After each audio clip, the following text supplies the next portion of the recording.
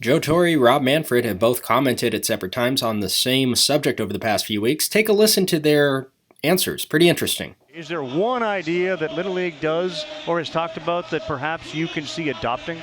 Well, look, I think of the ideas you just mentioned, and Little League has expressed an interest in it. I think the automated strike zone could be really helpful to us. I think it would produce a consistency around the strike zone. I think our umpires do a great job, but they're human. And we do have the technology, and I think an automated strike zone would put you in a position to manage that strike zone. Where should it be exactly to produce the amount of offense that you want? I think that could be a very important change. How close are you to being comfortable with the technology?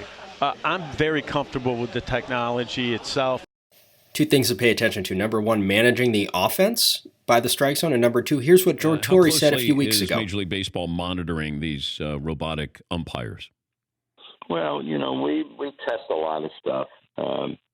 And, again, we just did it starting at the All-Star break, and we'll see what the electronic strike zone looks like. I'm,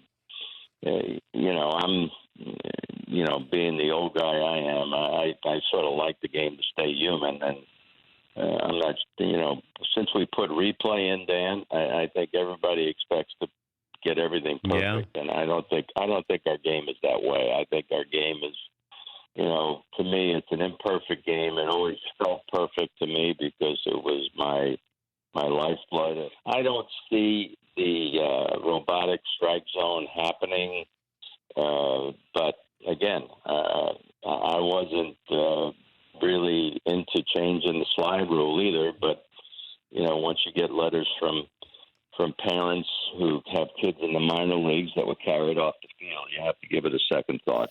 Oh, there is a number 3 about the technology. Manfred saying that he's comfortable now. He didn't used to be as comfortable with the technology. This is what he said just a year ago. Quote, "In all candor, that technology has a larger margin of error than we see with human umpires." So what caused the commissioner to change his mind? Maybe this? I think that the experiment that we've run in the Atlantic League has been successful. There's little quirks around the edges that we have to work our way out, but they are not technology quirks. They're about how you take the technology, give it to the human being, and let the human being make a decision. That's a pretty interesting comment given our coverage of the Atlantic League's incorporation and installation of the system. Enjoy a recap. Pitch is a little low. It is 1-2. Oh, a late strike call, and TrackMan got me for the first time tonight. He rung him up. From Munson is a called strike 3.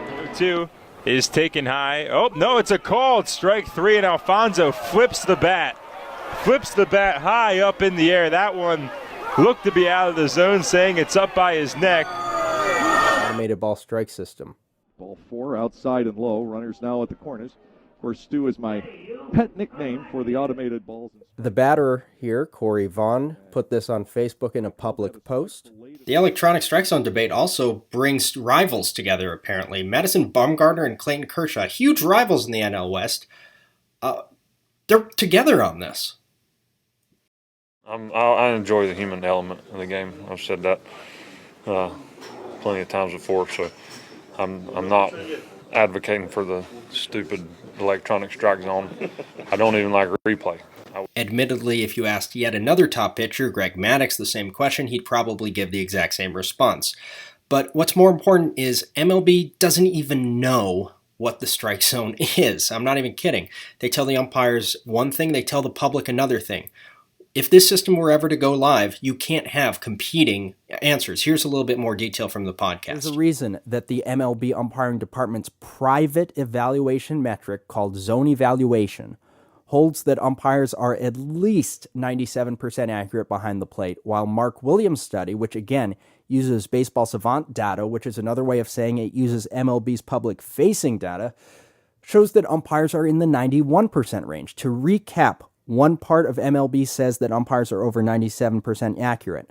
Yet another part of MLB says they're in the 91% range. What's going on? This discrepancy of 6 points is very concerning, especially when the upper number is within 3 points of perfection. So 6 points is a 200% discrepancy. It's like I was driving 55 in a 50 zone and the radar said I was going 60, or conversely, for a better baseball analogy, the pitcher throws a 97 mile an hour fastball and the radar gun shows 91. That could affect his draft odds, couldn't it? It's as if behind closed doors, one arm of the league is telling umpires they are excelling at their task, while another branch of the league on the other side of the doors, the public-facing side, is telling the public that umpires aren't really good at calling balls and strikes. At least that's... Could that be what's going on here with Torre and Manfred?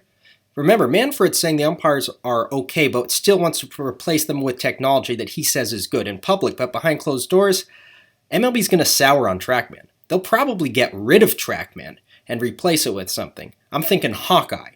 But I'm planning it in your ear now so that we can pick up this conversation later on in the offseason, so you're not surprised. Hawkeye's coming.